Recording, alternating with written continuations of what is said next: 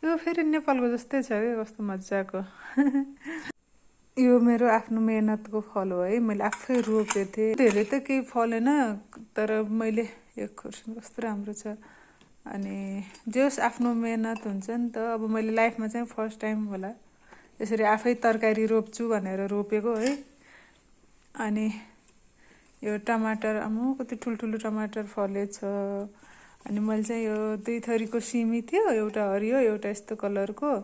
अनि कतिको फल्छ भनेको थिएँ, फल्न त फलेछ है आज पनि।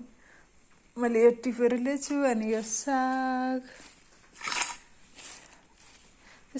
यो ठुल्ठुलो टमाटर भयो। अनि यो खुर्सानी भयो। अनि मैले यहाँ सिमी पनि टन्नै, हामी 2 जनालाई पुग्ने चाहिँ छ आजलाई। धेरै टिपेन, अब हामी 2 जना मात्रै छौँ नि त खाने। अनि त्यही भएर टिपेन। यो आफूले रोपेदेखि फर्स्ट टाइम आज मैले टिपेँ। अलिकति यति सिमी छ, अनि साग, अनि यो सानो टमाटर अचार खानको लागि। अनि यो त अब ठुलो टमाटर भइहाल्यो। अनि यो खुर्सानी, यस